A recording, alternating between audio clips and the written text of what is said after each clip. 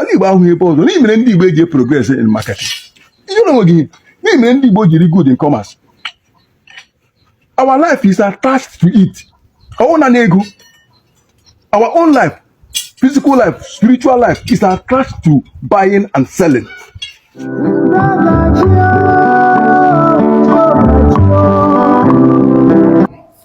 If you are, why I'm making this video actually is to assure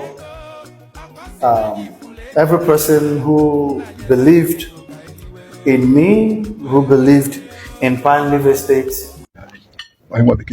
Church in down by mistake. All the well calculated.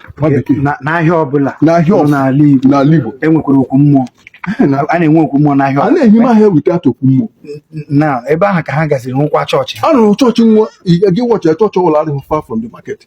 Hey, mega we defy. Imagine when he gave anga Giba Obim man, shaking one no so, age lava and Obim. Why no so for Obim? Omerola Obia. So I'm a small Oka, we are here and edify allow that market. What became a homega? Can you know me well calculation? I want to kill by mistake. On the churches, give watch upon the on the cathedral. The watch will be done on the cathedral.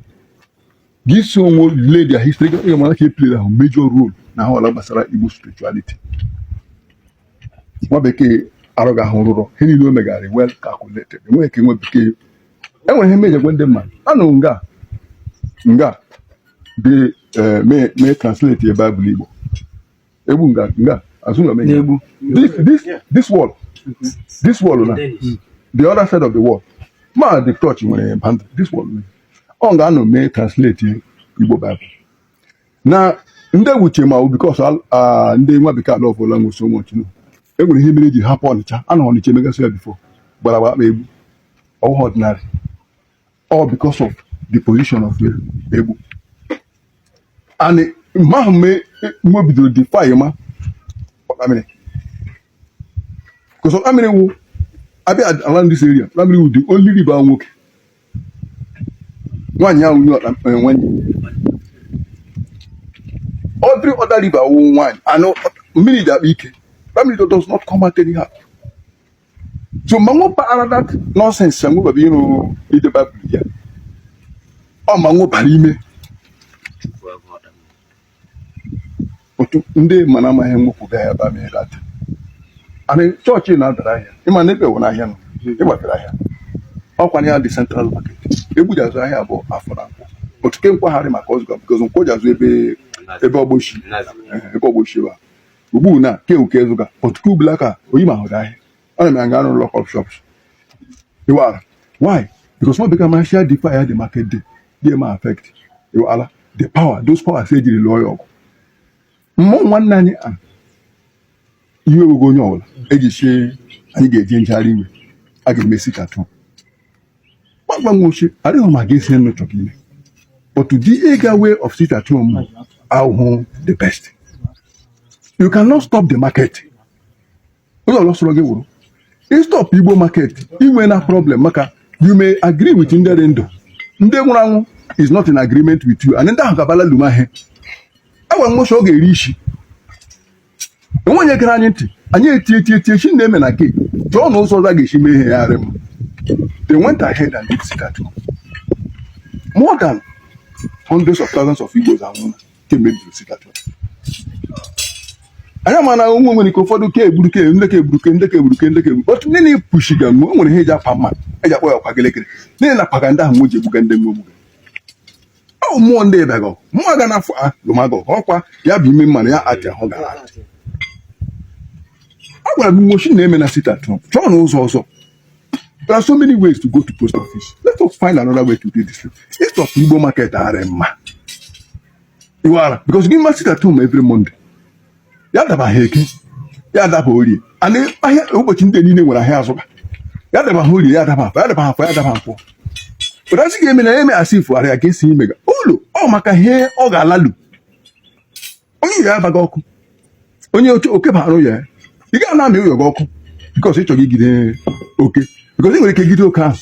Oh, you're getting enough. You ga-achọpụ ị ga-ejigide oke ahụ dara ije na-eme ya anyị mere wee meghe onye anyị ọkụ maka ahịa igwe ji na-akwụsịla anyị ọ dịzama ahịa ahụ nọ kwụchiri ka e jiri lụọ ọgụ ekwumekwu anyị jikwa n'ahịa ahụ kwado n'ahịa ahụ kwado ya kpa ejiri kwado ya mebi ụmụ ọgụ ndị anyị lụga anyị nọ na meriela ya anyị ebuga anyị ndị bekee anyị gbafara ime ụka ụfọdụ aba Judaism ele ebe ị ga-eje ahịa imega gachi ịpagharọ ndị na-emego omenala gwagasị gị na kwado ahịa kwado ya kwado ya agwaghị ị ga-eji mee ihe imega nwe ụdụ ndị ụmụ nwa dara na-akpọ nwe ụwa maka nwanne ihe enwe ekpe ya kpe ya but there are so many wrong ways of doing things and you cannot progress in an error.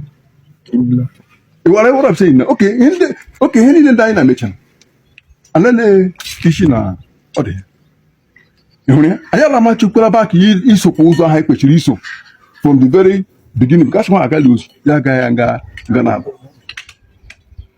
ụzọ anyị niile chọrọ chi emeji igwe emejie kama anyị agaghị emebi ka ndị nna nna anyị hụrụ mana in quest of imeji Igbo ọ gara alụ oge ya bịaghị mmeji anyị kpebe imeji emeji onye gwara nwochi ịstọpụ ahịa ọ ga-awa n'apa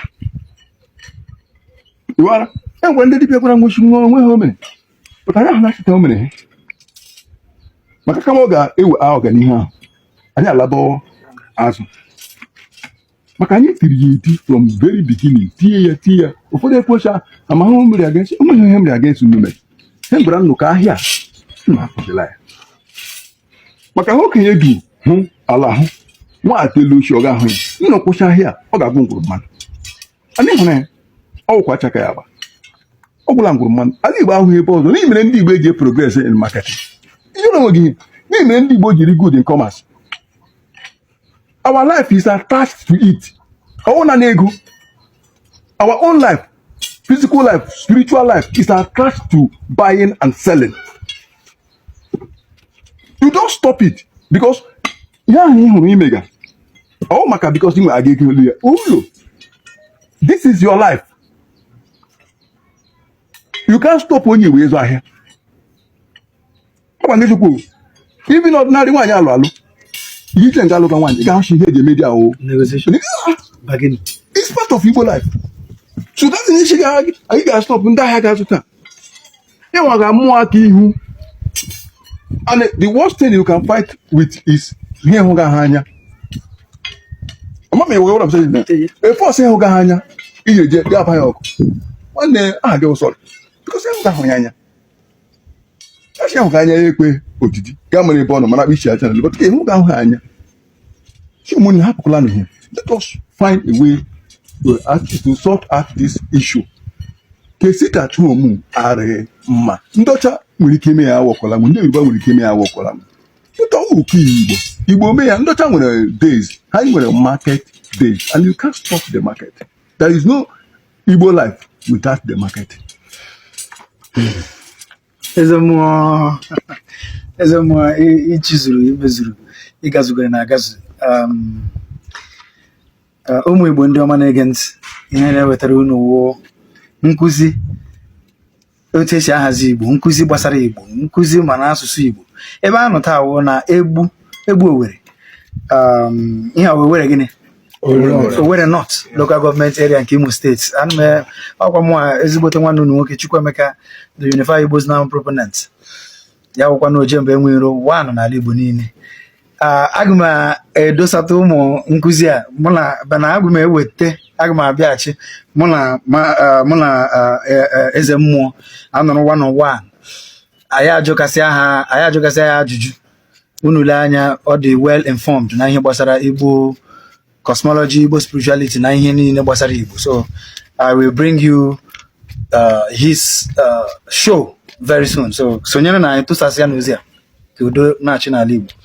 Is it more?